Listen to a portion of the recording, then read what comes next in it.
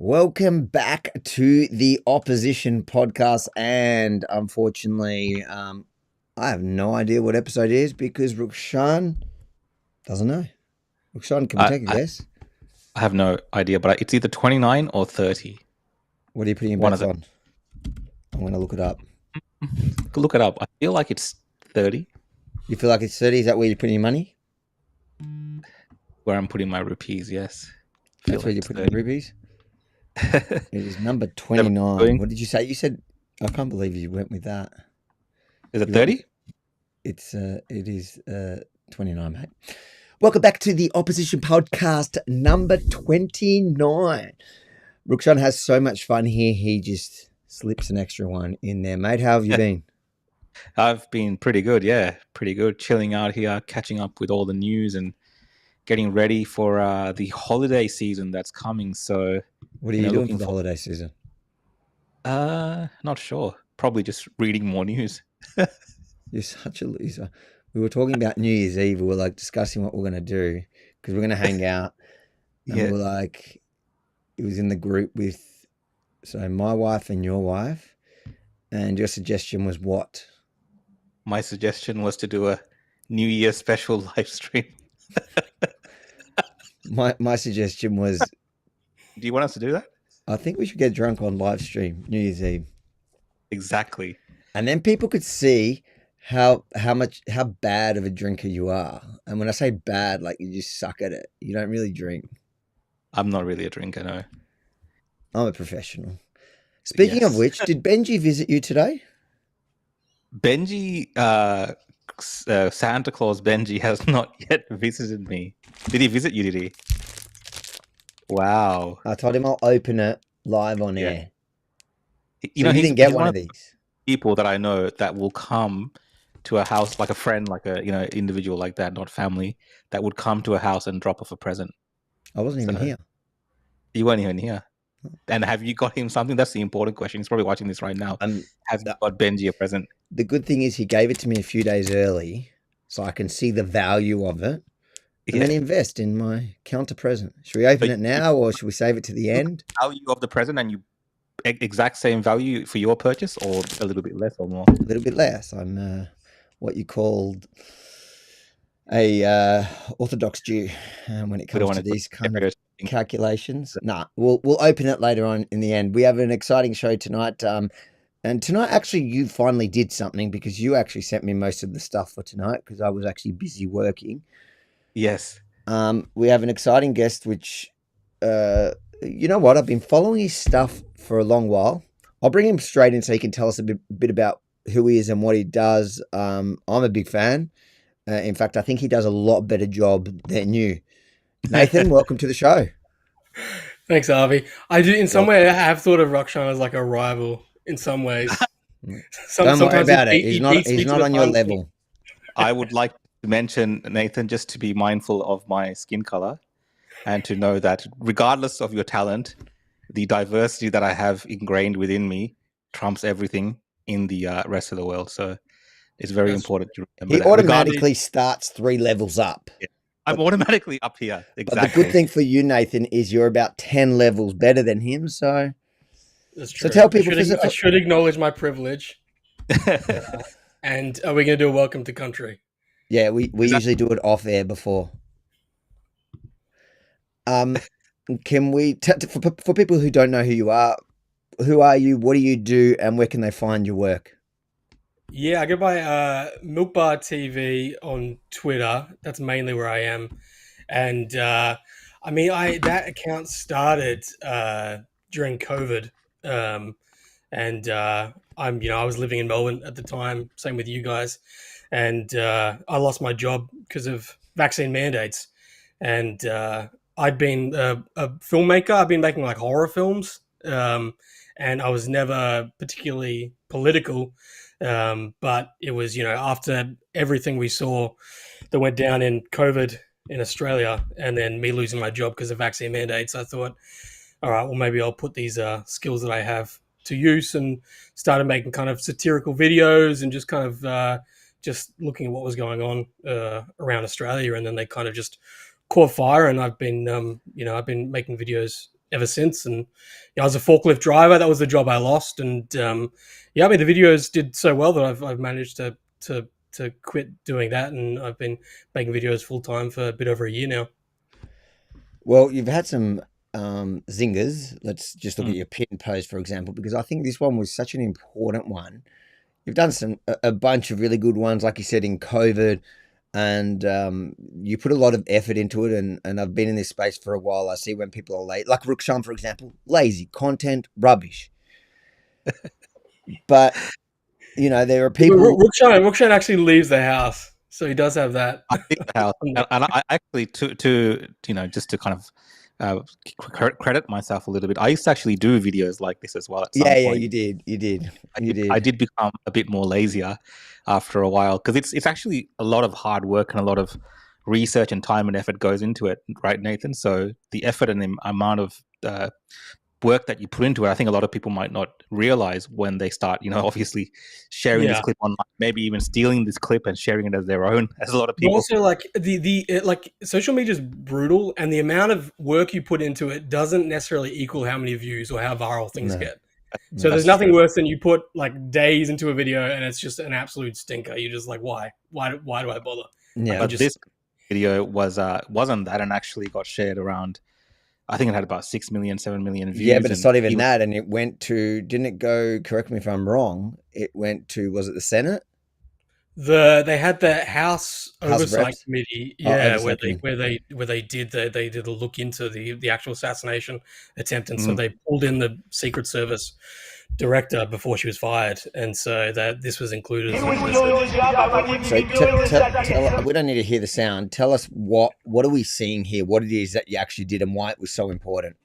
Yeah, so you can see this is the day after the assassination attempt on Trump when he was shot, and the day after all this footage started pouring in on X from that day. All these little bits, different shots, they all started appearing, and so I had that in my mind. It'd be interesting to pull that together, but then someone actually dropped the footage there that you can see on the left where people are filming and identifying the shooter, Crooks, on the roof. And I noticed underneath that, you can hear Trump's speech. So I thought that would be really interesting to line that up with Trump actually giving the speech and to see how early is that before he actually takes the shot. Because in that video with Crooks on the roof, you can hear them actually starting Yeah. to warn the authorities and say, look, he's up there, and you can hear the police interacting with them. So I thought that's interesting. Like, how long did they actually have where the police and the Secret Service were aware of him on the roof before he was able then to take the shot? And it turned out to be about 2 minutes, which is a stand. I think that's the power of the social media, is that you can watch this video and you can see it in real time how long that Yeah, is. so 2 you ran minutes. basically the time. What do you edit in, by the way? What do you use? What program? I use DaVinci. It's DaVinci, yeah. free program. It's everything you need, But I mean, it was amazing to me. There's a few moments. I mean, you guys would probably have it as well. These moments where you see something before anyone else, Yeah. you know. And And you so is that notice it where I and it line that up? clicks. I pulled my wife in. I'm like, just look at this. Look how much time they have. Yeah. What are they doing? They don't appear to It's be. still going. Like people have. It started I, already when it started with people pointing him out.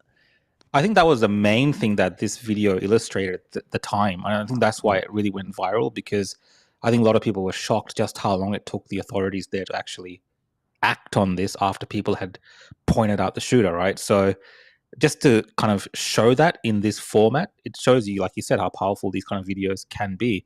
And this is traditionally the work of the media. This is what they'd kind of put together. But there was a lack of interest by the media during that time to actually piece this together, even from within the the intelligence agencies and stuff. Like, this is the kind of stuff they should be putting out. Like, this is the timeline, this is the time frame, this is what happened. But really, it took a guy all the way across the seas in Australia to put this together, and that's the video that kind of caught on and told this story in this manner that ended up actually being a piece of, I guess, in a way, evidence that they used during the questioning of that Secret Service individual that they questioned. So I find that really fascinating, how it's evolved that way, where news kind of happens somewhere else, but even in Australia, we're contributing to that through people like yourself making this type of content. It's very, I think, important work that's being done. Yeah, and I think that's this video does really show the power of social media, and I think it shows the benefits of it. In that, all I'm doing is pulling together all of this footage that other people have shot, and then they've uploaded, and then other people have shared. So that's an incredible resource to be able to kind of put that all together, based on like all the hands that it takes for it to kind of get there online, and then for me to be able to spend the time to actually put it together. It shows that like why social media is so powerful. Mm. And also, it's the other thing. Like I said, TV, you can't show like a 4 minute video. People, they've got to cut to break. They know people have Yeah, got short attention spans, and they can say, look, there was 2 minutes from when they spot the guy to when he took the shot. But saying there was 2 minutes and actually sitting there and painfully watching what that actually looks like are yeah, two very different things. no, yeah, definitely. I also And I think this is maybe my favorite video that I've done, because it's nonpartisan, because it's just objective. mm, Um, and I feel like so many videos and so many things today fall into, are they left? Are they right? There's a political agenda behind this. yeah. Whereas I enjoyed making this and seeing it go viral and seeing it shared by both sides, because it's just factual. Yeah, this is actually a great comment from Gail, who said you'd think that journalists would be jumping right onto it. And but like you said, like we were discussing before, there seems to be a lack of a lack of interest from the media class when it comes to this type of content, which is baffling. They spend a lot of time talking. They bring on experts. They just don't do the very basic things of it's a very simple video, a simple way to illustrate some of these points. And I guess this comes to some of the topics that we'll be talking about today around the social media and the importance of having access to this information and this type of content, and the ways in which this type of content are trying to be minimized by authorities and be controlled. So a lot, yourself, Avi, me, we all exist in this space where we're kind of in independent journalism media space. Avi, of course, works for a company, but with that comes a lot of especially in Australia, attempts by people like we're going to talk about the Karen, our e-safety officer, and our government to limit our ability to kind of disseminate information without them getting their hands on it first, and limiting the reach of that information. So one of the stories that you've been talking about today, I don't know if I'm jumping the gun here, Ivy, if you've got that loaded up, but Well, I find it funny that you're trying to put yourself on the level of me and Nathan. I'm Which already story? at, like Which story? Which story you jump into? Is it one of the ones you sent me? look, we can talk about the under 16 ban. We can talk about the misinformation bill that was defeated. We've discussed it at length over the last couple of Yeah, no. episodes. Let's. Yeah, you wanted to watch. We had some new comments. Yeah, we had some new comments from the e-safety commissioner, which Nathan shared Okay, on I'll his. pull that up now. Yeah, let's watch a couple of these videos. Not this one. I think we'll go to the There was yeah. Let's watch this, because this just shows you on under 16s for social media. I guess it's kind of an elephant in the room. Would love to address it if you're willing. What are your thoughts about it? It's not really a social media ban. I look at it as a social media restriction bill. And because everything is so vague, the power or the task will be given to me, and working with my minister to figure out how this works. So my commitment to the industry and the mental health advocates and the youth and the academics is that consultation is going to be our first plan of action. We spent 2 years working on an age verification roadmap, where we recommended in March 2023 that we do an age verification trial first, and once we have that data, then we move to mandates. That wasn't accepted. There was a lot of pushback from the child protection sector. So the same week that the bill was passed, the age verification trial started. So in some ways, we've got 12 months to build the plane as we fly it, but we'll stay close. And I think the technology has evolved immensely, as has the ecosystem. And I think the interesting feature of the social media age restriction bill is it has a specific role for the privacy commissioner. And then there have been amendments that stipulate that digital ID or government ID can't be the sole form of verification of the child. But then, after ID, you've got biometrics and some behavioral signals. That's really going to be the challenge, is getting that right. And in some ways, it's totally appropriate, because we need to balance those three legs of the stool of security, safety, and privacy, or we'll create other systemic weaknesses. Nathan, you want to tell us a little about, for anyone that doesn't know, who is that lady that's speaking? And it's someone you've covered at length, so just give us a bit of background on who that is. Yeah, I'm trying to think how much in depth I want to go. So Julia McGrant, she's an American, as you can hear. She's a dual citizen, and she started in politics in the early 90s, working for a congressman in Boston. And then she got involved with Microsoft and worked with Microsoft for 17 years. She talks about, on her second day working at Microsoft, she introduced Bill Gates to Bill Clinton in the White House. She went from Microsoft, where then she worked at Twitter for 2 years, and she did a lot around putting in these new programs to do with safety and regulating what people can say.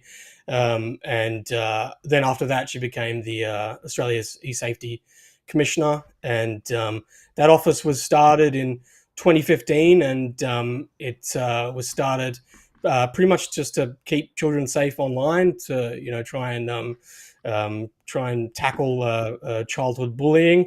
Over the past 10 years, it's just grown, and the powers have become more and more. And I think for a lot of us, we only became aware of her this past year, after there was the global takedown of the footage of the bishop being stabbed, and also Billboard Chris, someone who's a activist who pushes back against the transitioning of kids, and the use of puberty blockers. And he did a post questioning a trans activist being put in an advisory role for the WHO, and that post was taken down.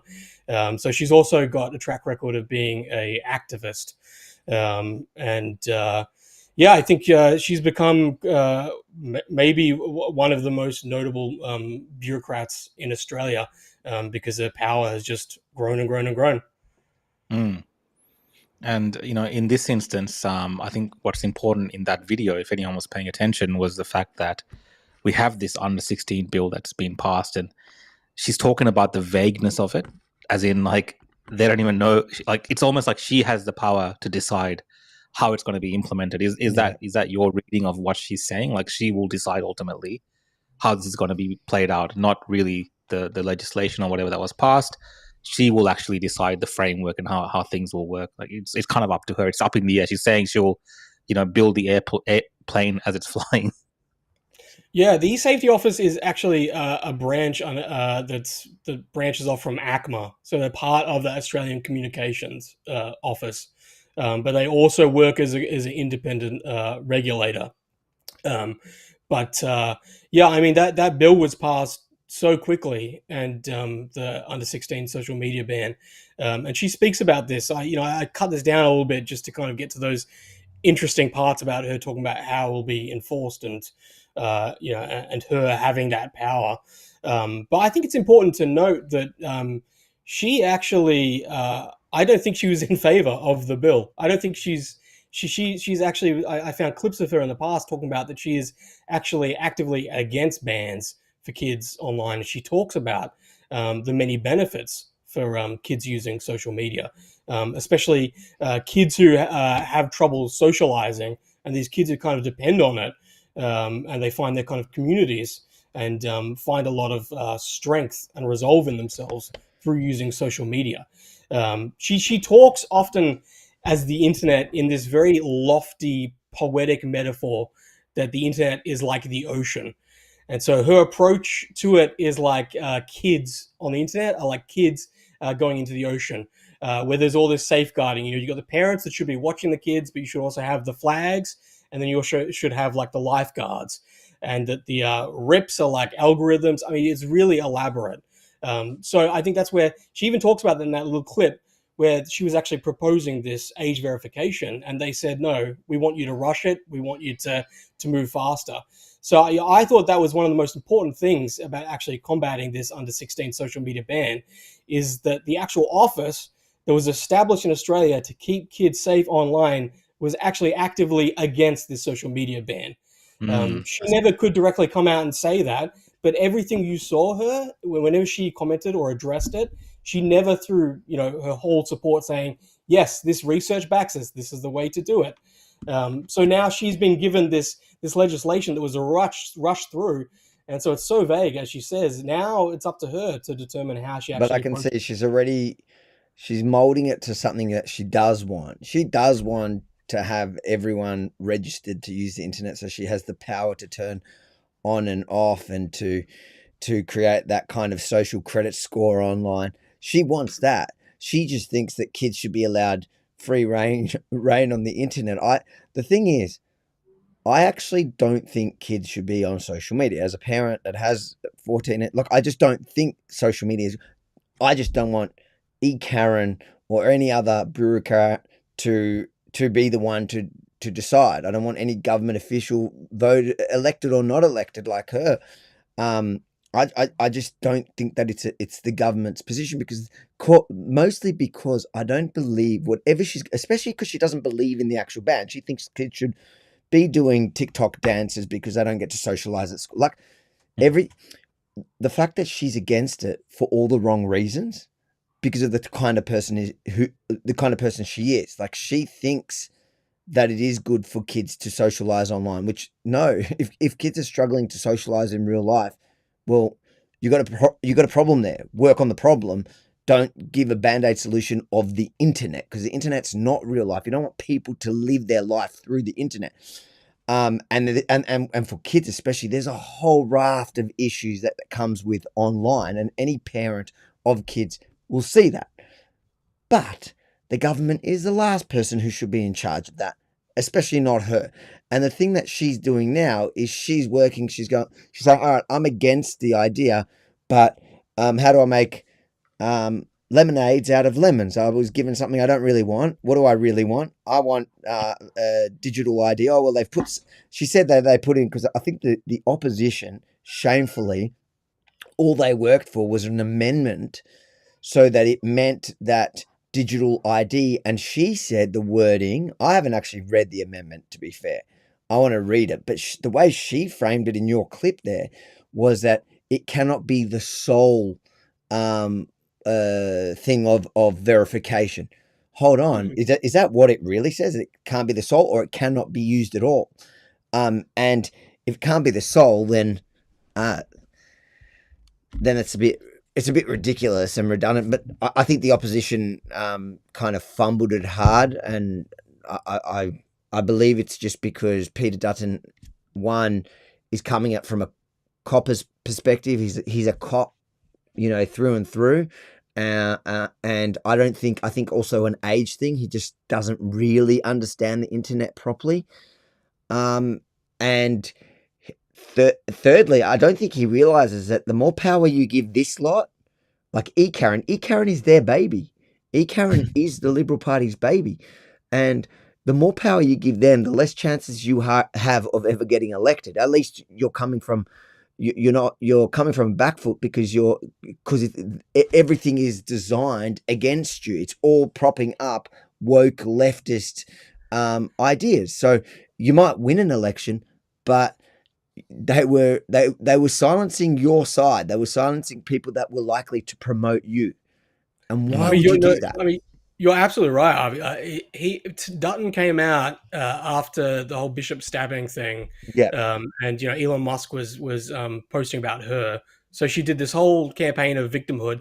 And Dutton came out saying that she was one of Australia's greatest bureaucrats. Now this was after it was revealed that she came out last year and said that the Voice referendum would have a horrific impact on Aboriginal people, and that we would see these huge spikes of complaints from Indigenous people saying that they had been bullied and vilified. And that was all because of the Voice to Referendum campaign. She was actively putting her finger on the thumb against the no vote, against Dutton. Yeah. And there's been no accountability for that. It turned No. out that I think there was something like two extra complaints. It was something completely not much. She got it completely wrong. I But she think it came hurt out the and inner city soy latte sipping loony lefties. I think they copped more real vilification after the I'm sure. the no vote than Aboriginal people. I don't think. Yeah, and you know what's funny? We see her every single year at the World Economic Forum. Well, the World Economic Forum, Avi, that's true, but she always seems to be at some type of conference or giving a speech somewhere. She always she seems to be traveling. Like she must I know. have a great. She's great like the last one on my list. Yeah, I mean, you should. You try and catch up with her next time.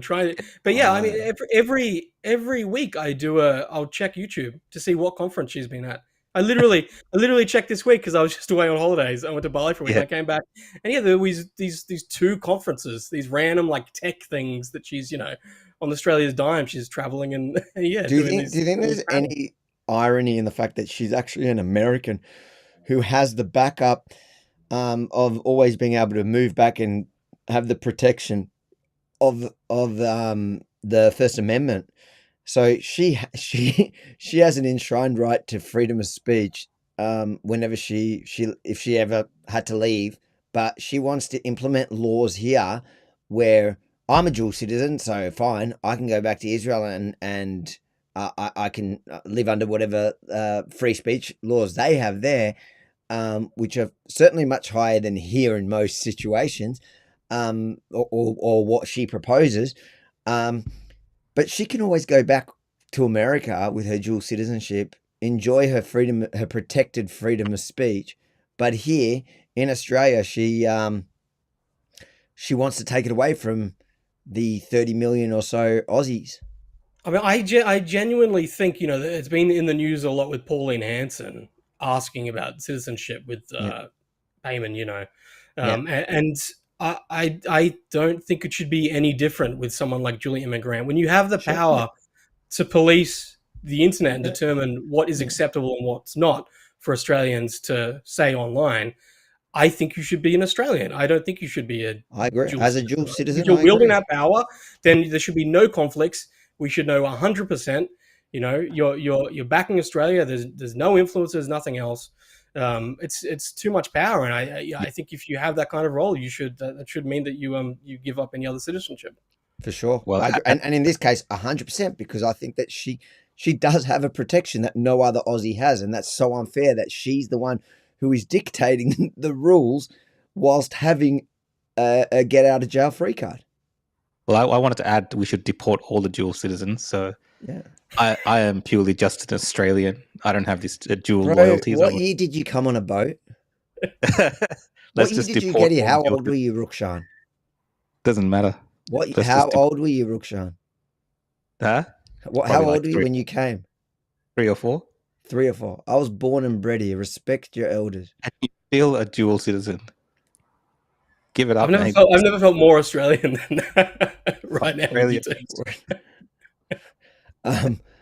The funny thing is, I wasn't born a dual citizen. Obviously, I actually signed up for citizenship so I could join the specific Israeli army unit that I wanted to join.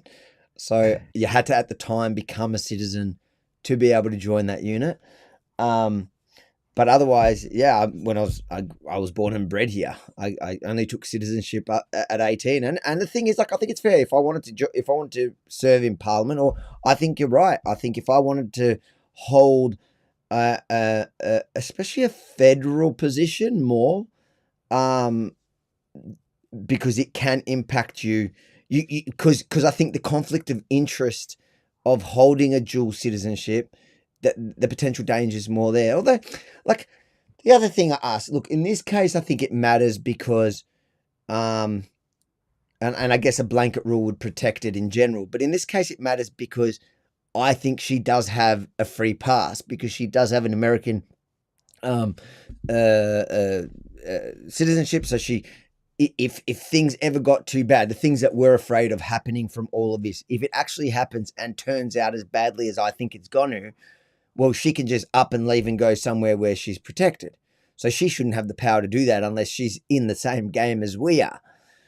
I don't think she should be allowed to, even if she was in the same game. But I'm just arguing that specific thing. But dual citizenship. I don't think someone with a dual citizenship. I don't think anyone's like. I don't think you're less Australian because you have a dual citizenship. I think just because if you have a role, I'm like definitely that, more Australian than Rukshan. He came here at 4. I think it's a show of good faith to give up that citizenship, and it's a sacrifice to make if you're in a role like that with that kind of power.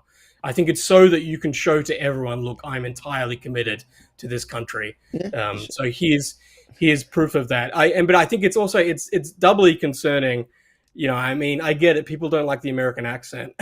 And that's, it's so annoying having it. It's so annoying having an American. There's also on top of that her being a dual citizen with an American accent and referring to us as the Australians and they. And there's the language that she uses that doesn't feel organic to her being, an Australian either.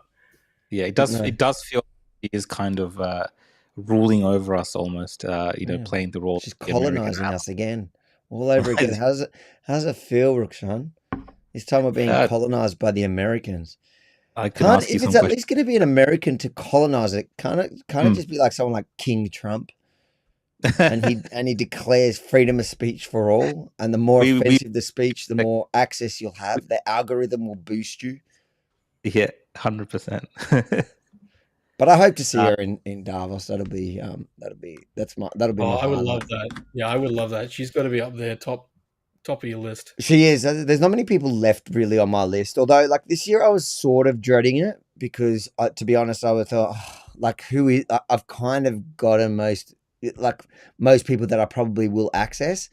But then, when Trump won, I thought, I don't think there'll be a better place in the world to be on inauguration day, because it is actually. Jan 20 is Trump's inauguration, and that's when WEF this year starts. I just feel like it is content creating, it is question creating. Yes. Like how triggered people are going to be. What are they going to say? What is it? Like, are they going to condemn Trump? Just there's so much excitement in me now. I kind of needed it, and I have to do Davos every year because Rukshan calls me the king of Davos, so I had to go. And but this one has actually got a special thing, and one of the people that I really want to get is her for all the reasons that we've discussed, plus the what's his name, Billboard Chris, who I believe is actually going this year. Wow. So that should be fun. Especially imagine I bump into her and he's there and I'm doing reuniting all the fans and clans together. Maybe I can broker peace. Maybe don't give out too much information, man, because as Nathan might be able to tell us, the e-safety office does do some monitoring of Australians, don't they? They do watch social media content online. They do follow complaints against them. And I believe they even have files on people. So is there an element? I'm definitely not going to Davos. I'm definitely not looking for the e-safety commissioner. I'm thinking I might actually shut down my Facebook page. I don't have it. They kicked me off that. My Twitter, my ex, we're going to cut it. Yeah. All right. For those of them listening. You were worried as well, weren't you, at one point, Nathan, that they had a file on you or your family or something like that? If you can talk about that, I don't know if you can or not, but I do remember. No, it was after I interviewed Billboard Chris and put out a podcast with him. We were talking about him getting his post taken down, and that did the rounds. And I started posting more and more about her. And then my wife just came to me and she's like, "I got this notification on my LinkedIn, and it was that someone from the e-safety office had been searching for her profile, she doesn't use LinkedIn, so it was the only notification. And she's a stay-at-home mom, so there's no reason why they'd be looking for her to recruit her. So all of it was just a bit strange. So yeah, I put out a big complaint against it and did a bunch of FOI requests, but it's still in the process of trying to figure out. But yeah, I mean, we found out that they use this company Meltwater to do social listening reports. So Yeah. everything you say about the e-safety office, it comes back to them. Yeah. So yeah, they're definitely listening.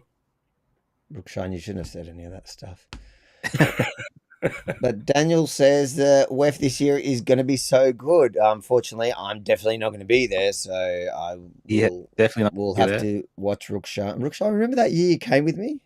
What year was Well, that? we were the trendsetters. You know, I'd like to. Was that the first year? No, you came the second one. No, it was the first year. We went the you first did time. too. We You actually came to the broke first ground one. at Davos. We did. And Remember we got Nas Daily the first time? yeah, exactly. So I was with you when you did all that first up, because it wasn't really. I don't think it was being done in the fashion that you did it originally. So No one had done it. Yeah.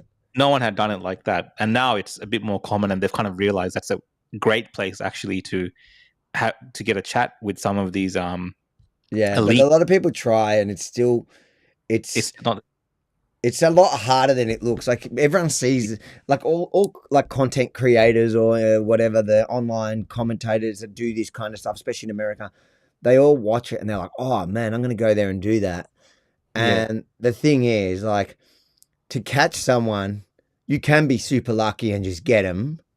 Yeah. But it usually is like you're talking about rocking up there real early and ending real late. The one that I went with you happened to be the summer because it was after COVID. But it's a long, tiring day, and then it's like catch them in the moment. You've got to then think the angle and the adrenaline. The adrenaline gets you so hard that your mind. Every time you question someone, I remember every time you kind of got someone, straight after we kind of finished and walked away from that, you're like, oh, I should have also asked this. I should have also said this. It's so hard because it's not like, when you're going into an interview with someone and it's pre-planned, you can think about it and work out. And there's no way to really do that in Davos because there's so many people from so many bits. So there's a few people you will think about beforehand, like e-safety, I'll think about. But even as I catch her out the gate, because I've been waiting for her, the excitement just suddenly your performance drops, and you just like I even at one point I got that ADL guy, and I had him for like 10 minutes because he was literally walking the entire promenade, which is like, and I got him at the side. Like he couldn't even run back because I got him at the side that he was staying at his hotel and he had to walk right through, and he just had to. And even in that 10 minutes, I didn't like a minute after he'd walked in, I was like, oh my God. Because I got so super focused on the angle that I was taking that I just forgot everything, like I went in with a really like, do you know who the ADL is? Yeah. I don't think I saw that one. No, do you know who they are, the ADL? Yeah, I know the ADL. Yeah, so I went in really, it was last year, it was just after, a few months after October 7, and I went in like hard from a really like Jewish member angle, like, for years you've condemned everyone for anti-Semitism, and now, now you've monetized it, and a lot of Jews were messaging me going, oh man, thanks for actually doing that. Like, it's so true. And then suddenly this guy's being elevated as the voice against anti-Semitism. And he's like, no, like, yes, you're right. Even a broken clock is right twice a day. That anti-Semitism is spiking, but you're half the reason. Like, you've literally given everybody, like, all those conspiracies that are based around Jews are censoring the internet so you can't criticize it. All these, and it's literally all comes back to this ADL. And it's like, mate, you're half the reason why, especially on the right, there was this like explosion of anti-Semitism. And then I totally forgot about his, the fact that, and when I walked away, I thought about it and I'm like, how did I forget that? Like the idea that they were very much pushing and they were aligning themselves with actual Islamists in censoring anyone that was being Islamophobic, like in the era of like 2016 to 2020, just before COVID. Yeah, there was this whole, you remember there was this boom. There was a period until 2016, I think, where the internet was the Wild West. Anyone could say whatever they want. You could be as controversial as you want. And like people would blow up overnight by just doing confrontational stuff, and a lot of it became around in that period of time because of ISIS and all, and the terror attacks. It was all based around those issues, and the ADL was a big part of forming sort of interfaith alliances with Islamic groups and social media giants to essentially kick people off, deplatform people that were criticizing, were saying disparaging things against Islam. But like generally, a lot of the people were just talking about terrorism and pointing to what was inspiring these people, questioning. I'm not even talking about there are clearly people that just hate everyone that's different. I'm talking about actual legitimate questions, conversations, criticism, things like that, right? And they ended up Muhammad Hijab is a great example of one from the kind of group that they were almost working with, maybe not directly with Muhammad Hijab at the time, but with groups that very much Muhammad Hijab is involved in. And they shut down, let's say, people like Tommy, I can't say his last name on because some of the platforms we're actually on now. Who knows if they'll pull us for it, but they had him deplatformed from everything, right? And fast forward to today, or when I saw him, I'm like, well, now you've got those same people that you created that alliance with and joined in to gang up on their critics, deplatform their critics, and then today you got Muhammad Hijab like still on YouTube. Even today, I couldn't believe it. I saw it like yesterday or something. He's on YouTube. He's monetized on YouTube, this guy, and he's a full-blown anti-Semite, Islamist, worst of the worst. And he's on like Piers Morgan, like the biggest platform. Yeah, exactly. Piers Morgan won't have Tommy, but we'll have him, right? Yeah. He's a full-blown Sunni Islamist, right? Yeah, he is, and he says stuff on there, like the things that he says on his YouTube channel are way worse than anything Tommy ever said, right? Way worse, straight up, like it endorses killing apostates, the way you treat gay people, like just completely against any community standards, breaches all those community standards 10 times. But now, because you've got this stupid ADL guy, which I didn't get the chance to really, because I didn't think at the time, you got this ADL guy who's been, now, I guess, people look at him and go, oh, wow, he's fighting against anti-Semitism. It's like, no, dude, the guys that were fighting, these Islamists, were fighting these real, or the hate from the left, you deplatformed them all. And then you also gave fodder for people to go, you see, look at the Jews, they shout everyone now, they deplatform, they're a big part of that. And it's like, so you hit us twice because you got us, you kicked off all our real allies. I'm talking about allies. When you look at somebody like Tommy, he was an ally in the fact that he took on those guys like Muhammad. And he also, like, when people talk about his criminal thing, they often talk about that guy he assaulted at a rally. Who was it that he assaulted? It was a neo-Nazi who wouldn't leave. So he was literally on the front line of fighting actual Nazis, on the front line of fighting actual Islamists, but this Jewish protector of the Jewish community was a big part of kicking him off the internet. And then when they came for us, as they say, there was no one left to defend us. Well, it looks like you have a lot of things you can ask him actually this time. I am more than ready, but I think this I can tell you now, I reckon that guy is staying in the hotel, the hotel behind how there was, so you have the security gate, and then there's obviously the promenade where they have different events, but they're outside of the official WEF things. That's where they walk through. But his hotel was on the end, like the opposite end of the gate. Yes. I reckon that guy is going to be staying in the gate, protected, not leaving. He doesn't want no part of argument again. And this year I'm ready. Yeah, I'm really going to bring up that side of it more than anything, I think, with him. Anyways, let's see what else. Let's watch the is it the Michelle but Roland clip? I don't know what it is, but you sent it to me. Should we watch this? Is there anything you want to say before we watch it? It touches on some of the topics I think we've already covered a lot of this anyway. But so by taking this step, it is world leading. It is bold. But we believe that doing nothing here is not an option because this is about the mental and well-being this is under 16 stuff. Young people.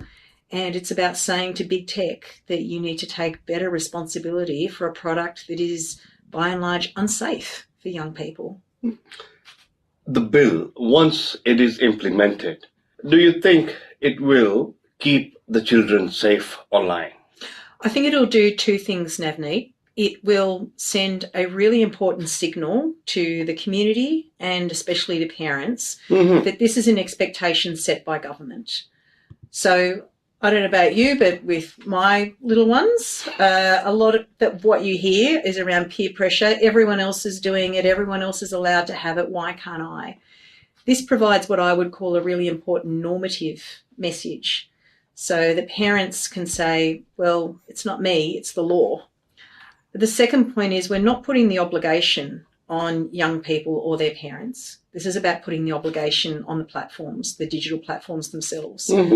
So no young person, no parent is going to be in trouble for opening or using an account. We're not trying to tell people how to parent. I would never do that to anyone. And as a government, we still have a responsibility, however, to do everything we can to keep young people safe. What do you make of that? I just like that idea that somehow the kids are going to be like, oh, we can't do it because, the government says they can't. All it takes is, one kid in the schoolyard to be like, hey, look, this is how you do it. And you think kids are going to be like, whoa, man, no way.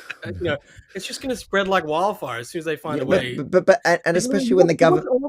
Look at all these people, all these government people. They have no clue what the hell they're talking about when they talk about the internet. But I think she exposes herself because firstly, she's literally saying that no kid is going to be scared to do it, to open an account, because they're saying they're not going after any kids or parents. And at the same time, she's making it clear we're just trying to target the social media companies. We want control over social media giants. That's what they want. And whilst I'm no massive fan of the big social media platform aside from X these days, but I don't want the government also controlling that. I rather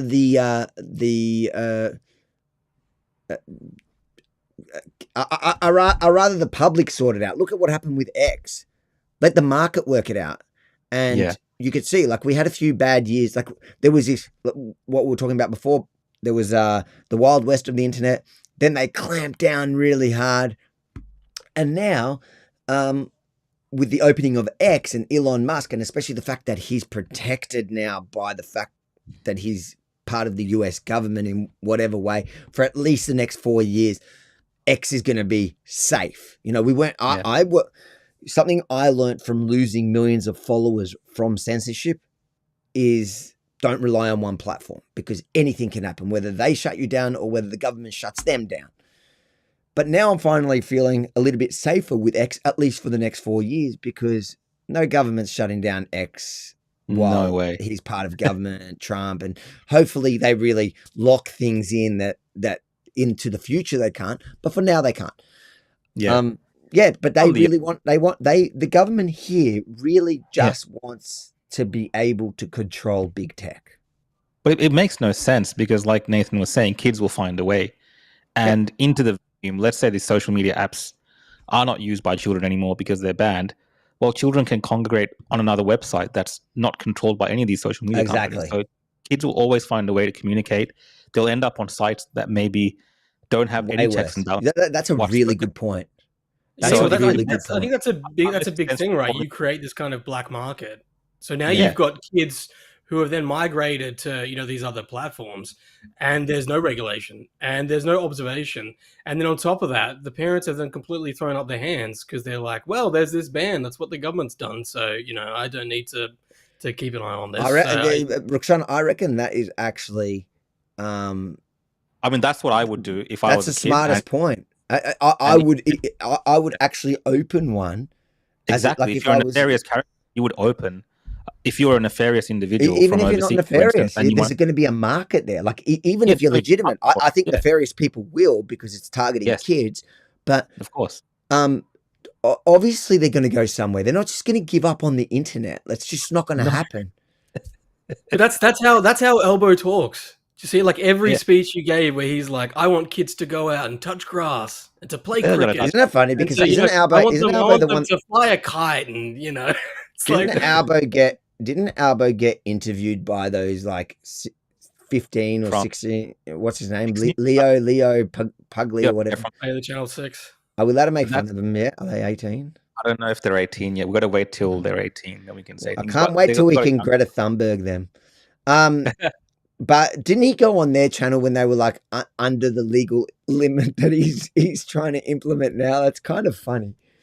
Yeah, I mean, there is this disadvantage perhaps for some Australian children who might be talented and find their talent early on social media, because that is kind of the way the world is going as well. And there might be a limitation of some of these types of individuals by denying them access to these type of apps. But it is a balancing act. And like you said, Avi, you're saying you prefer if kids aren't there at all, because that causes all types of issues. But that's totally different to what the government's proposing by creating this kind of vacuum and these useless laws almost, that they're saying in this instance. Michelle Rowland, the communications minister, is saying, well, the kids aren't responsible, the parents aren't responsible, no one's going to be held accountable. The social media companies are responsible, but the tools that they're meant to implement, well, we're not really sure exactly how that's going to happen. It's all just up in the air nonsense. So I don't know, really, it seems like a massive waste of time. And it seems like, what with the Karen, what she was talking about, it is this kind of backdoor to implement things that are, intentionally perhaps to undermine the whole of society, not just 16-year-olds. So I like how you just call it Karen, because that's what we've done. I can't even remember her name anymore. I don't even remember her name. I literally call it Karen. Sack Karen. I think that's our petition. SackEKaren.com. It actually gives me a little bit. I'm a little hopeful because she has so much responsibility on her shoulders. She literally has to keep all of the Australian children safe online and off social media, that I feel like it's inevitable that she's going to fail and that she's going to have to, be accountable for that. So that gives me some hope that she's going to have to fall on her sword, hopefully. Wishful thinking. She's going to blame everyone else. She's going to blame Elon Musk. Inevitably, there is no one else to blame, I feel like, because she's just getting so much power, That's true. 13,374 signatures to Sack Karen. I don't even. Oh, Julie Inman Grant. That's right. I forgot her name because I'm so used to calling her Karen. And there's always somebody who sends me a message going, "I agree, we should sack her, but can you stop calling her Karen?" Did you know actually? It comes from a Karen. No one in Australia. No one in Australia this year. No child that was born in Australia this year was named Karen. No. Zero. Nah. 0 children were named. Where did you see that? I look it up on Google. I saw that 0 children born on in Australia. Google, but how do you know it's true? I don't know if it's true. It doesn't make it true that I saw it on the news, of course, but I'm sure they have a registry for names, and it's coming to the end of the year. So the 0 children were named Karen this year. I'm going to look it up. Fact check you. Fact check me live on the Opposition Karen podcast. Name, what year? This year. Australia. Can't believe I'm being fact checked. I feel like Donald Trump now when he's talking on some type of debate, and the lefties start fact checking straight away. Find it? That's an old article. What year? 14th of July? 19th of July? I saw this yesterday. We'll find it for the next episode, Avi. I'll find you the exact article. But wait, it should it not say if there was any Karen?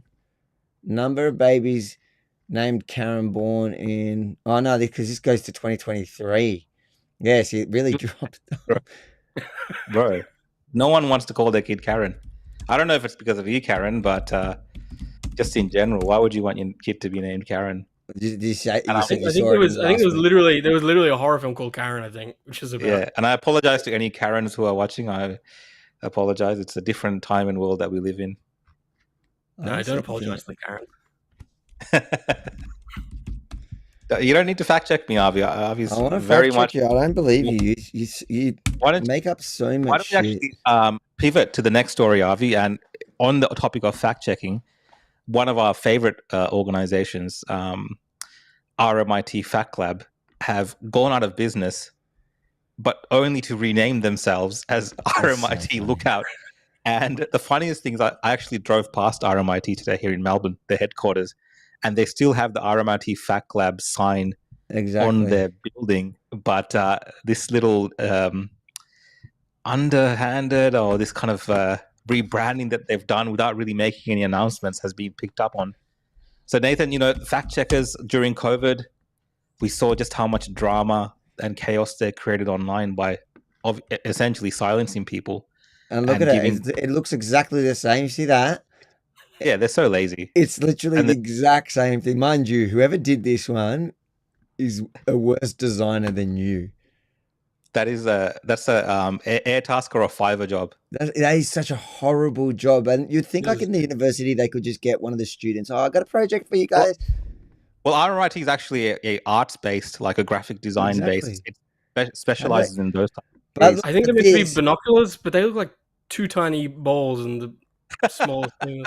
Yeah, it's saying we've got your balls. We've got you by your balls. But I don't know if you noticed, Avi, when you actually go to the website now and read through the information, they never used to list the fact that they were getting funding from Meta. But now they put it because of they very openly put it. So they've been exposed.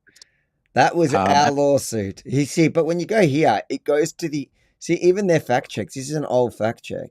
They've kept all the fact checks. And it just it goes back to their the fact lab. Yeah. It's the same thing. They think we're dumb. Exactly, and they're trying to make a comeback, Nathan, for the election, and they're going to attempt to, I guess, get stories taken off social media platforms like Facebook, because I know on X they really have no influence. That's the community. This guy has done an amazing job on it. Yes, Jack Horton from Sky has been so good on it. So they literally that their X account. They just changed the name.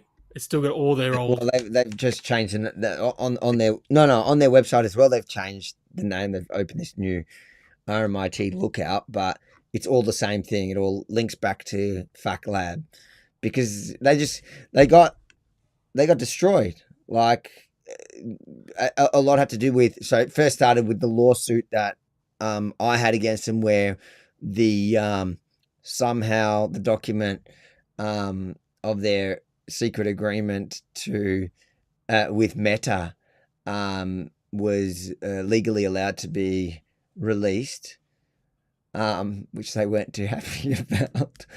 And so then that was the first thing that kind of rolled into, and then Jack Horton was like a dog with a bone, just kept going at him, and just got him, like destroyed their credibility. They were so screwed.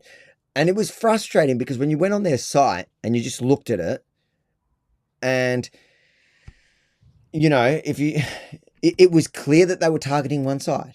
It's like every single fact check. It's on. Are you telling me the left doesn't make stuff up, doesn't twist the truth? Like, yes, there are people on the right that, but it's not equal. The way that they were doing it is absolutely not equal. And what about the government? Like, the government lies so many times.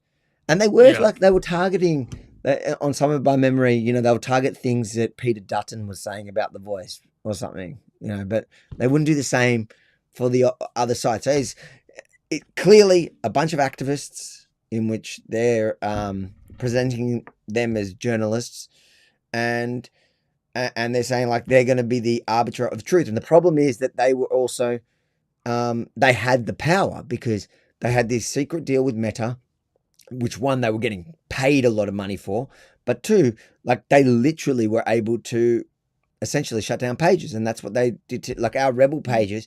We don't even really we post on there now because it's just been hit so hard from those fact checks that the algorithm just doesn't it punishes you. I think you also, Rukshan, no, you also had that. Yeah, same. I mean, it was the same story that we said covered it on there on the background. It would say that you. Yeah, exactly. And So some of the fact checks are so ridiculous that it's clear that they don't care about the truth. Like the whole one with me and the shrine was so ridiculous. Like, why are you fact checking it? They argued that they were fact checking, like the boost in fact checking, and Facebook was saying that they were doing that because of dangerous mis and disinformation about COVID. That was the excuse, and this all relates to like the under 16 stuff because they always have an excuse that sounds reasonable. So they're fighting mis and disinformation for COVID, and then it was with Trump and the election. So then they extended that to mis and disinformation about election fraud because that's a threat to democracy. So why were they fact checking a story in which I pointed out? I literally had because you remember the dean, whatever he is, the CEO of the shrine. Well, firstly, that's the same guy that claimed that lockdown protesters peed on the shrine, and there was zero. Like everybody ran that story, and I was like, "Hold on, there's 1 million cameras on that shrine, and you're telling me you don't have one even off the corner." There was a photo of the police's horse. The police horses were pissing everywhere, and they were shitting everywhere, right? Okay, and then after that, there was it was when there was they were doing the rainbow he was flag. going to light it up. He was going to light it up in the trans colors, and then obviously there was the massive backlash. Not only from the public, but also within the veteran community. And I know that because I was talking to a lot of veterans that were like organizing around it from different RSLs. And so then he had to backtrack on his plan to light the sacred place in trans colors. But he couldn't just do it straight and say it was a wrong decision. Instead, he decided to blame it on some random, on threats. And I'm like, all right, so I went down there. You were there that day, Rukshay. That's right, you were there that day. And I went and I literally talked. Well, what? That's why I got fact checked as well because of that same. Yeah. And then I go there and I literally got the cop that was the head of security there. He goes, no, there wasn't threats. It was some not nice messages or whatever. And then they RMIT fact check us, and their evidence that they did have it, they didn't put any evidence of actual threats. Their evidence was the guy that I was saying is lying again, said he isn't lying. So if you're a journalist, firstly, why are you fact checking that? What's the point? Yes. What it's not medical misinformation. It's not election fraud. So why? What are you protecting the public from in fact checking that? Secondly, it actually got way more hits once they did do that because then I made a whole thing and went to court or whatever. And I ended up withdrawing it at the end because you should after getting that agreement, but I ended up withdrawing it at the end because they got some arbitrary rubbish. I can't remember what it was, but you can see the wording of it, totally not a threat, but would be an argument in court and just not worth $100,000, $200,000 in which a judge could go, well, technically that could be understood as a threat, but it was so nothing. There was no we're going to come kill you. We're blowing up the RMIT. It was nothing, right? I get worse threats from my kids. Yeah, you want to talk about real threats? Go through my inboxes. That's some real threats, right? This guy completely made it up. He had to save face. And in journalism, the idea that you speak truth to power, this is the power who's made up a story and at the time refused even when mainstream journalists, I remember Channel 9 asked him what the threats were, and he says, I'm not going to repeat them. What's the nature of the threats? Wouldn't repeat. So everything pointed to this guy making it up. And so instead, and that's just like a fundamental, like that's a basic story in journalism. A guy in power, the CEO who's paid a lot of money, is making up or is alleging that this is happening without providing any evidence. Police specifically told us they were not investigating anything. You know what I mean? So there was, I had the evidence, I had the receipts, I shared the receipts of the police media saying they're not, there's been no complaints, they're not investigating anything. I had the guy who, you know, the PSO, the head PSO there in charge of security, who knew about the emails, but was saying they're not a threat. And then somehow this lot are fact checking us. For what reason? Nothing. So it became clear that they were an activist unit running out of RMIT with all the legitimacy of RMIT and all the power of social media by being able to ban you both on Instagram and Facebook. And Facebook is a dying thing, but Instagram's still pretty powerful. And Facebook still is powerful, like it's for now. Yeah, and they've rebranded. And then they rebrand it and pretend like act like we're all so dumb we're not going to notice that everything. That reminds me of The Wire. I've seen The Wire, but they're the drug dealers are selling like this terrible heroin. You know, that was a good show. The Wire. Yeah, and no one's buying it anymore. So they're like marketing 101. Just call it another name, send it out there. You know, same shitty product. That's the thing. Yeah. But I'm going to be on the lookout for RMIT Lookout because they're trying to play it cool now. They've gotten rid of all their staff because once you actually went to the RMIT Fact Lab site and they had all their staff there proudly, and you go to their Twitter accounts and they're all activists and they're all just, you know, spreading nonsense. 100%. So they've gotten rid of all of that now, but we still need to keep an eye on them because I feel like they're still bound to be that same activist organization, and nothing has It'll changed. It'll be funny if they do all the fact checks now with no bylines. Like they don't give you the name of who's fact checking. But maybe. And it'd be interesting to see like what kind of review process they're going to like.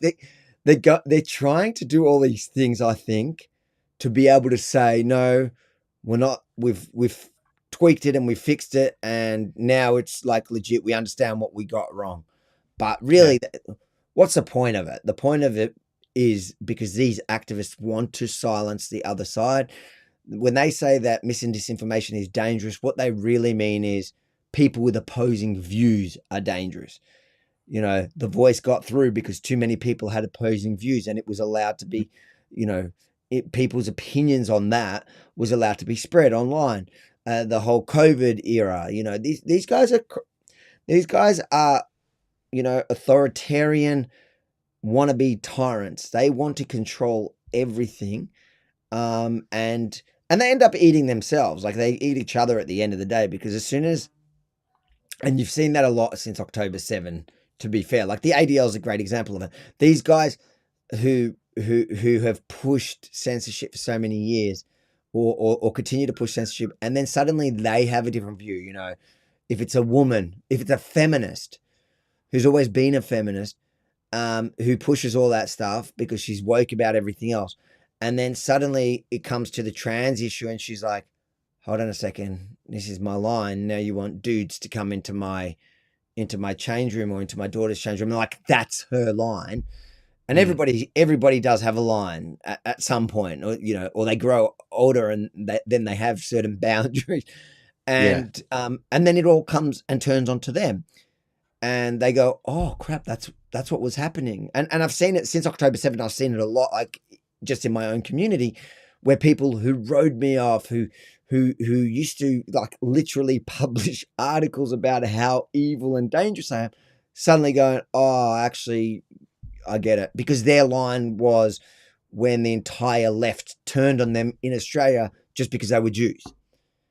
And you're going to see that, and I think it'll be interesting. Well, I think we're going to commit to looking at Lookout. Yeah, I'm going to be very closely monitoring RMIT Lookout. Moira, we've seen you've done. What's this compilation, Nathan? This was after the federal court ruled that Pseudo had defamed her. Yep.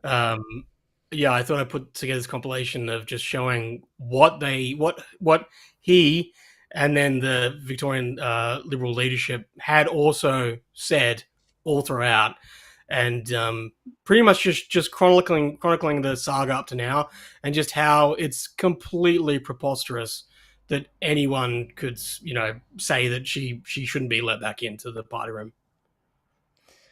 Let's watch it. Let's watch it. Because, or do we just laugh at the news today? I think we'll watch it first and then laugh. Okay. You always like to save the laughs. MP Moira Deeming dumped after she attended a women's rights protest gate-crashed by Nazis. Moira Deeming has had an association with people who organised the rally, along with her assistants, who have shared platforms with and viewpoints with people who promote Nazi views or sympathies. Ms Deeming's lawyers say she was bullied and gaslit during a marathon meeting that was secretly recorded. The 70-minute tape was recorded the day after the Let Them Speak rally in March last year. Most people in this chamber would know that I'm very, very careful about calling anybody a Nazi. Group that you associate with, and that group which Rod's now made, very clear mention that had associations, they've been associated with known Nazis. And the people that you associate with in that video afterwards is highly offensive. The association between Moira Deeming and the organisers of the rally were that those organisers have shared platforms with fascists, ethno-nationalists, white supremacists and Nazis. And it goes further to include associates, business associations of associates. The point is, I'm making the point what a nonsense it is. I've seen the YouTubes of going through with that woman, whatever her name is, and the jokes and the whispers and, the revving up and whatever, all of that. So there is a close association. And what about Posey Parker's connections with all these people she's had selfies with and photos with, all of these Nazis, white supremacists? She's done videos with Richard Spencer, Mark Collett, Ku Klux Klan leader David Duke.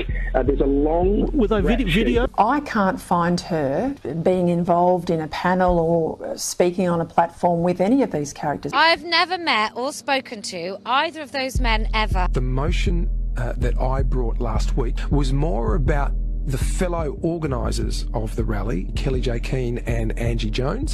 What John Pasuto said about me was demonstrably untrue. Are you a white supremacist in any way? Absolutely not. I've been told there has been a settlement reached with both Angela Jones and Kelly J. Keane. Pasuto said, I have never believed or intended to assert that Kelly J. Keane or Angela Jones are neo-Nazis or that they were members of neo-Nazi groups. This is about Nazi links.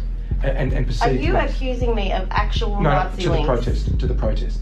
And the people you're working with. This protest, at which there were speakers who have known links with neo-Nazis and white supremacists, and I won't have any of it. As far as my comments may have been misunderstood, as I convey that, I believe this to be the case. Your mob have stated white supremacist views, and still we're arguing about exactly what they might have meant. I apologise for any hurt, distress or harm that occurred. You don't try and weaponise the most horrific term ever, calling people Nazis just because you think you can get a headline. Mr. Pasuto is forced to admit Mr. Andrews' words played into the party's panic. Don't do this when it suits. Don't do this because your polling numbers are bad. Daniel Andrews makes a statement and immediately the Liberals are thrown into chaos. They're reacting left, right and centre. You wouldn't move to expel a member of a parliament merely because Mr. Andrews had said something critical of them.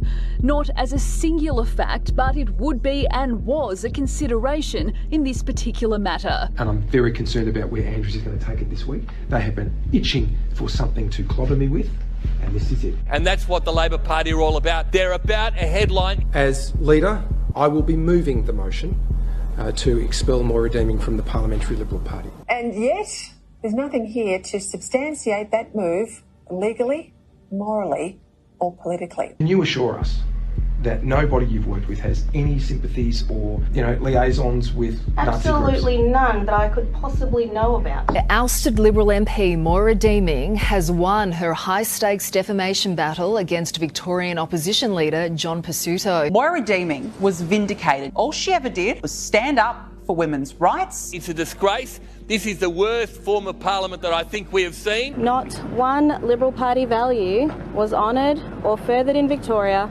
by this relentless and remorseless campaign to discredit me and everybody who stood by me. To weaponise Nazism like they have today is the worst of this parliament that I've ever seen. It will never be acceptable in Victoria for Nazis to get a platform, or anyone who shares their views, or anyone who works with them to help them promote their odious agenda.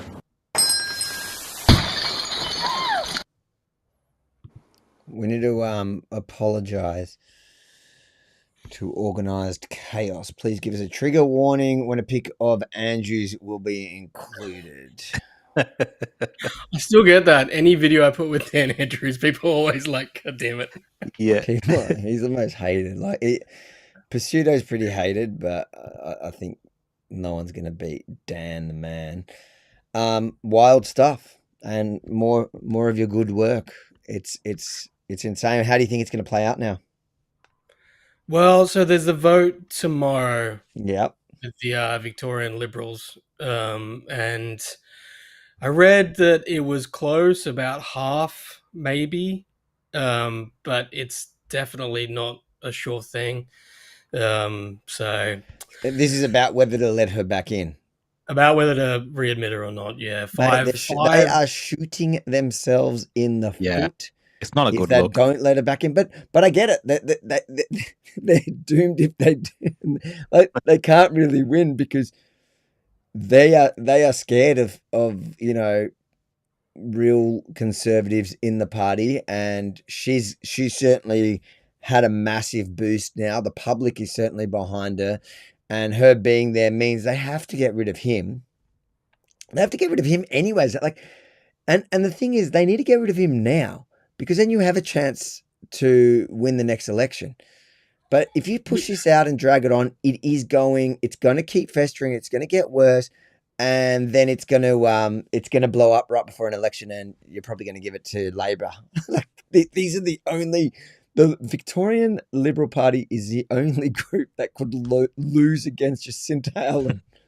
But I think that's the thing. It's that they're polling pretty well. I think even one poll they were ahead. But that in no way is commentary on John Pizzuto as a leader. It's entirely on just how terrible. Exactly. And I've heard that argument. I've heard Liberals make that argument that they have to keep him because they're on top. I'm like, no, mate. He's on top just by default. Well, this is the thing, right? That full disclosure, I actually work on Mora's staff. This is a video I did just myself, but I work on Mora's staff. And I do that because I genuinely just believe in her. I think she's someone with such morality who was a teacher that got involved with politics because of what she was seeing come into her classrooms. And so she's in it for all the right reasons. And as you saw, I mean, she pretty much committed political suicide to clear her name. No one who was a career politician would have done what she would have done to sue the boss of her political party. It's never been done, and no one's ever survived it. And that was the whole reasoning that they said that they were kicking her out, because you can't sue your boss. And it just makes no sense to me now that then she's being vindicated. So then the grounds of her suing were justified by definition. So the only recourse that should be happening now is that she's welcomed back in and he's kicked out for literally showing bad leadership through that whole period. How can it play out any other way? Sam Groth came out after the judgment and said, I cannot serve on the front bench of John Pizzuto after this verdict. And Sam Groth came back from his holiday in Fiji last year just to vote her out. He voted her out, but after this judgment, he's like, it's untenable that I can, serve for this guy on the front bench. But Brad Batten's going to win. She's going to look. I'm predicting. I can't. She has to get in tomorrow. Hopefully, but she gave this great speech that, and I've been trying to push for her to put it out, because she actually talks about the Liberal Party and talks about her belief in it and what it should represent. Yeah. And in this speech, she says, like, we as the Victorian Liberal Party, we shouldn't be trying to Stephen Bradbury this, you know? We shouldn't be trying to just win by default because Labor is so bad. We should be winning on principle because of what we believe in. What we stand for. Yeah, and what we believe in, enough people will follow. And that Pseudo continually, his line the whole time has been, ever as leader, his line is, I represent every single Victorian. Yeah. And that's just like, you cannot do that. You can't. His most annoying. What's his most annoying saying?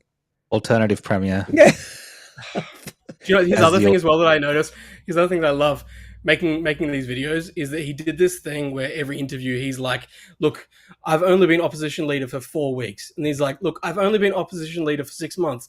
It's like, "Look, I've only been opposition leader for a year and a half. Give me a break." Just keep. I think Rebel even has, like, we have petitions on every one of these issues. I think we have one on Pseudo. Daniel, write to me in the comments. I can't remember what the URL is for Pseudo must go. Is it? Opposite? Maybe it is. But it's that they're even considering like not voting. No, I know. It's just like insanity. Like, it's insanity that he should have resigned the second he lost. Well, forget the resignation. Whatever. Let's say he doesn't want to resign. Who cares? He was put there by a vote. Whatever. He can stay. But the fact that the other members in that team are like, no, we got to back the leader, and forget the fact that this member in our team, a woman, was defamed with a very significant slur that had to go to a federal court where the judge, like you're showing the judgment now, found in favor of her on almost all counts. I think everything, and we still have to vote her out because of some weird Liberal Party code about not challenging the leader. Well, sometimes you have to challenge a leader, and that's a part of every workplace. Those things happen, and I thought that's the kind of society we live in. But according to John Pseudo, none of those things matter in his Liberal Party. So that's I think that they're sending the wrong message overall, and the legitimacy of his leadership, his ethics, his moral code when it comes to these type of issues. When he talks about other issues, he loses all of that because he's been unable to apologize. He's been unable to own up to his mistakes, and frankly, even I've said this before as well, as a man, he's been unable to come to terms with what he has done wrong, even though he, in a snake oil salesman way, says, "Oh, I accept what the federal court has said." That's his line. That's his go-to. I respect it. I'm disappointed, but I respect what they have said.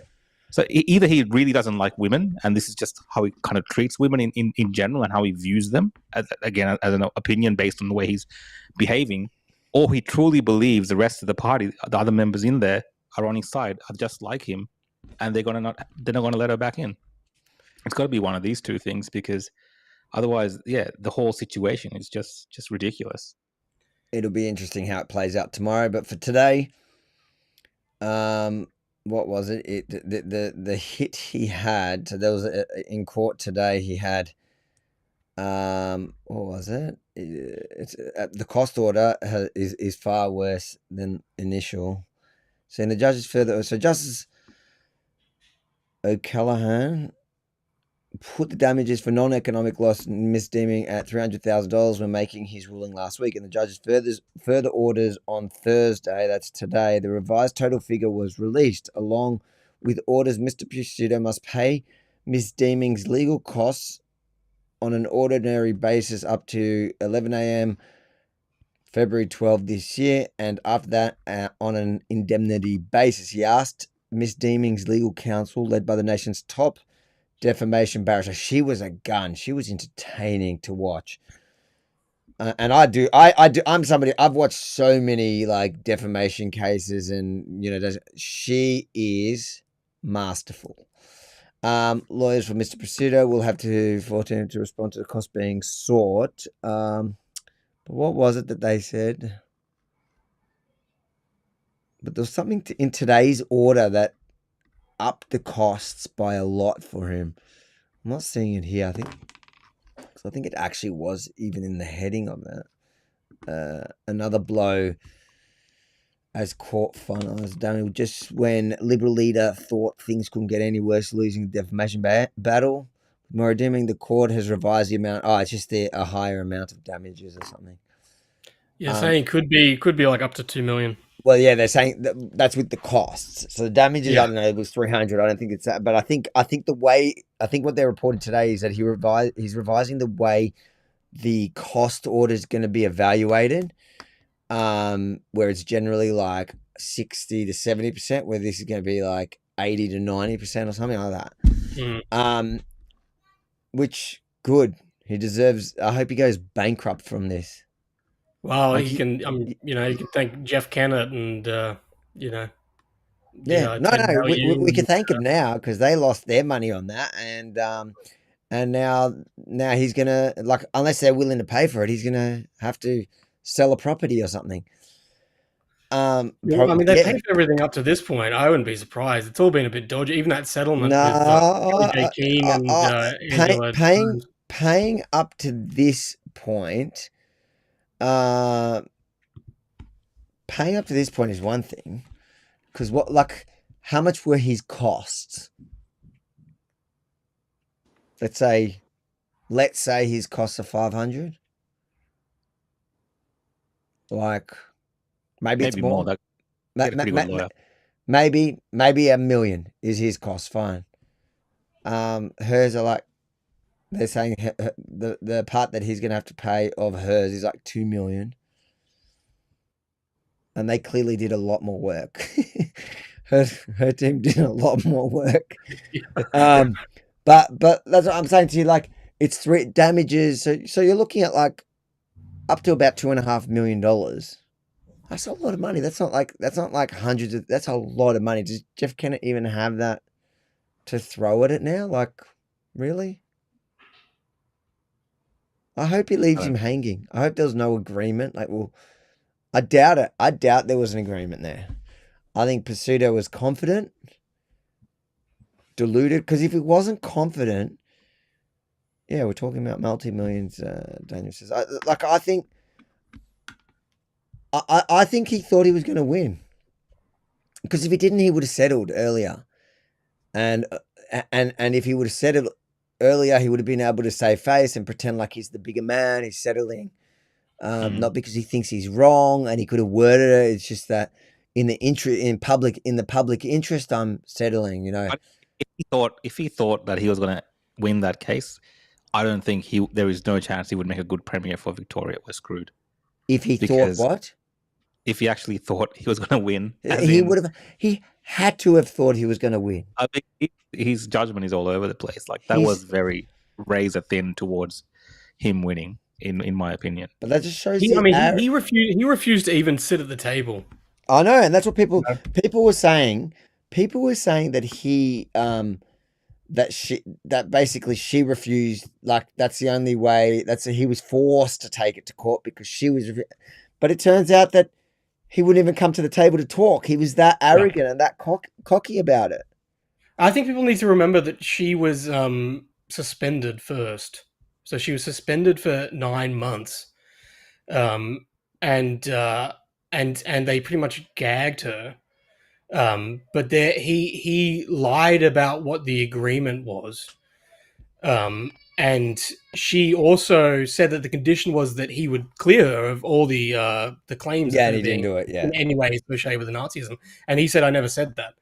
So that's partly why it came, because she was just like, "I'm not. There's no way that I'm going to live with this. Yeah, with my kids." It was really an interesting case to listen to, especially the cross examination. Me and Rukshan, we were in Bali at the time. We talked about this a few times on this show because our wives were not very happy with us sitting in the pools.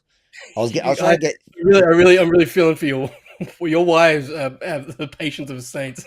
We were sitting there, and I was telling Rukshan, I was trying to force Long Island iced teas into Rukshan. I was like drinking. How many did I would probably sit there and drink 3 while you had half. You really let us down, Rukshan. I'm more of a gin and tonic person, but I can't do the Long Islands. Yeah, the Long Islands have every spirit in them. Yeah. Nowadays, I'd be a bit nervous. Like, I'm a bit nervous now in Bali to have Long Island. It probably has a bit of methanol in there. Yeah, exactly. Better be careful these days. But hey, it'll get you drunk. All right, let's go. Let's just quickly finish these ones that we had. New crime data. shows children offending highest rate since 2009. What do you reckon? Oh, look, I mean, I heard when I was listening to this and they did an interview about this on 3W, they were saying one offender who was underage, whatever, had committed like 32 separate offenses. And each time they're ending up on back in the public and recommitting offenses. And we're seeing this massive crime wave in Victoria, like kids with machetes rocking up, vandalism, burglaries. It doesn't matter which suburb you're in, they're hitting up the affluent suburbs as well. So this crime is kind of out of control, and you have kids just committing crimes back on the street, committing crimes again. There seems to be no, the magistrates just let them go.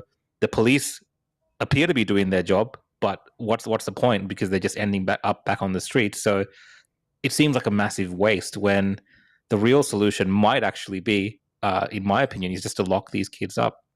And not bail them or make the bail conditions very strict because it's out of control now. Yeah, it's the worst. I think this has been a problem growing for years. Like, to be honest, even when I think this has been. What? I think it's the worst it's ever been. Well, I thought it was ironic that more kids are committing more crimes than ever, at the same time that they think making it illegal to use social media will do anything. Yeah. And they want to, and they want to lower the voting age. Yeah, exactly. Yeah, it's wild. The world has gone nuts. Wollongong is the worst crime city. I don't know. Okay. Wollongong. All right, what's this one, Rukshan? You just sent me some random. Should we watch this? This is the story I've been following for a little bit, but this is before we watch it. You would have seen the CEO that was murdered in the US, the healthcare CEO, and the left wing within America has taken it to the next level by, of course, celebrating the death of the CEO because, of course, we don't like the CEOs anymore. But they've gone ahead and started fundraisers for the killer who has now been charged with murder. They've started a fundraiser for him. They're idolizing him. They're putting him up in videos, music videos, in clubs. And they're kind of adoring him as this hero, and also at the same time, making new lists to kill people, kill CEOs. I know one of their targets recently, just today, I was seeing on Reddit, they were talking about targeting Elon Musk. So there is this growing thing in the US, at least, very openly now, targeting rich people or however they view the world. It's become a legitimate reason. Middle-aged white rich men. That is their target. I bet you it wouldn't be the same if it was a person of color or a woman. Yeah. But play this video though. This is interesting with Chris Kumar. He interviews one of these individuals that are raising money. Honestly, this guy should run for president if he ever gets out of jail. He literally stood in the middle of Fifth Avenue and shot someone in broad daylight, and everybody loves him, not despite of, but because of that. Yeah. And I think that is a beautiful thing. Good point by Benjamin. You're raising money for this guy's legal defense. If that isn't supporting what he did, I don't know what would be. And again, as somebody who says what my interest is in seeing people treated humanely, you're raising money for exactly the opposite. I don't get the hypocrisy. Well, I think everybody is entitled to a fair trial, including Luigi Mangione. And as we know, he doesn't need your money. Access to a fair trial is actually quite tiered based on how many resources a person has access to. What? He's got access. You see who his lawyer is? She ain't working pro bono, I promise you that. Yeah, well, we have not heard yet as to whether or not Luigi is going to accept these funds. If he doesn't need them for whatever reason, they're going to be distributed to other people who are facing political charges. But I think in this country, money is a form of speech. Oh, no, listen, I'm not saying you can't do it. I'm not saying you can't do it, Jamie. I'm saying, why would you do it? You have the right to do it. I'm saying, why is it right? Why don't you take the money and give it to people who've gotten screwed by insurance companies? I think I need to refocus once again onto the murder and the violence inherent in this system that so many people all across the political spectrum, across lines of political difference, conservatives, liberals, Democrats, and Republicans are all excited and energized to talk about this and to have this conversation. Raise money for the action groups that go after the insurance companies. I'm with you. This is not about the insurance companies. That's my problem, Jamie. I had you on not for sport. I want you to understand that I don't think that the energy that you're putting towards backing this guy is getting us to a better place with the problems of the system. That's my point to you. Use the money you raised for the people. It's a very interesting thing that's happening. I honestly believe it's a very interesting thing and a sign of what's to come over the next 4 years. Yeah, while Trump's in power, I truly believe, like, you know, the next time we have another George Floyd style thing that happens in the US, you're going to have more of these kind of people out there thinking it's okay to fight back by murdering people. And she was saying it's a political charge. And this guy literally went out in broad daylight and shot someone. How is that a political charge? Also, you've got there's always been these whack jobs, you know, like fans of serial killers, of like Ted Bundy and things like that. You know, that's a factor because the guy's good looking. I think that he is apparently being described as very hot. Yeah, so there's that element to it where there's always these weirdos and these creeps. But I mean, I'm surprised to say Cuomo's right. He's if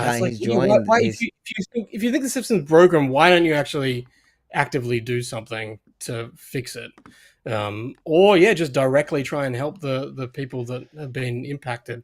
The idea of trying to fundraise for this guy's legal case. He's a straight up murderer, like an alleged murderer. The world saw what he did. It is wild.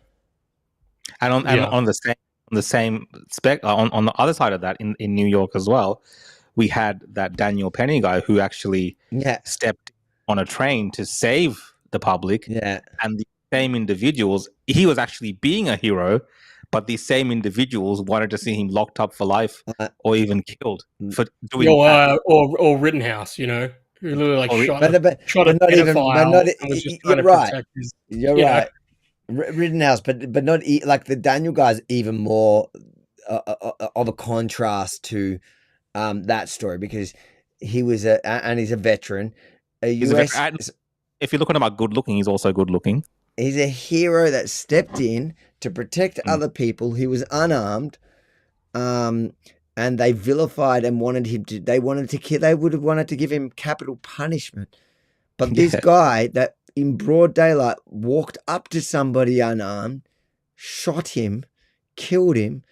They're celebrating because they call that a political, like they're acting like he's being politically persecuted. Yeah. Like because these days you should be allowed to murder people that you think are political opponents, and that's it. Like that explains it. It's wild.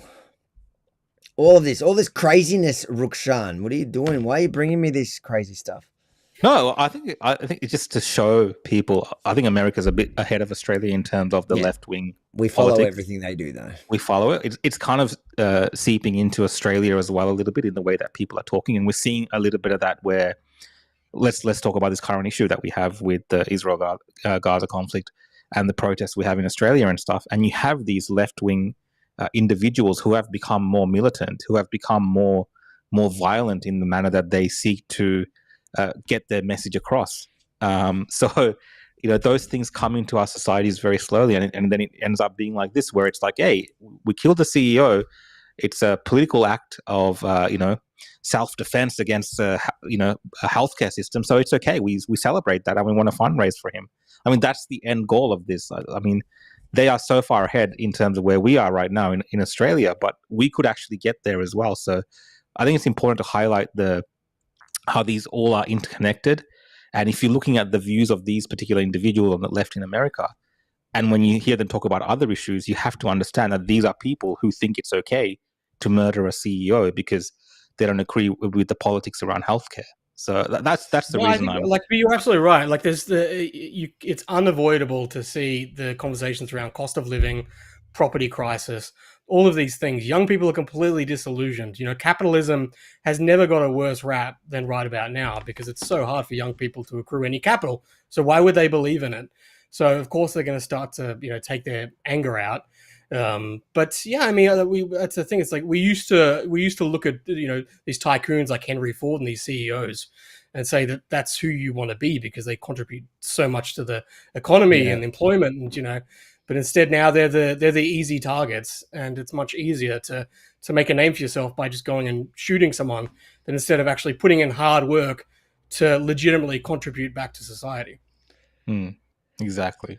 Well, before we just move over to the opposite, we're going to move on to the opposition.show for a few minutes for people that are Rebel News Plus members. So, guys, you have a few minutes now to move over to the opposition.show before we close it on all the other platforms. And then that's the place where you can call in, talk shit about Rukshan, try to debate him. He'll lose every debate. You can try to debate me, but you'll just lose. So why bother? We'll be there for a few minutes. So the opposition.show, if you're a member, just click the button below and you'll go into a waiting room. Hopefully we get a couple people today. We had a good one last week. I enjoyed that one. Yeah, it was good. A short clip came out after. But before we jump over there, I want to open the present I got from Benji. That you didn't get. And while I'm opening it, Nathan, just remind us where people can find you. Yeah, X at the MilkBarTV. You're just on X? That's it? Pretty much. I mean, Facebook, I've been on for years. Instagrams, I don't know. Is it worth being on anything else, really? Yeah, because if like I said to you, put all your eggs in one basket, then if something I'm screwed. I'm screwed. If X goes, I'm screwed anyway. There's nothing. You got Rumble at least. Rumble, you'll be all right. But YouTube, just put it on. Worst comes to worst, what are they going to do? Kick you off it? I do every now and again. All right, what do we got?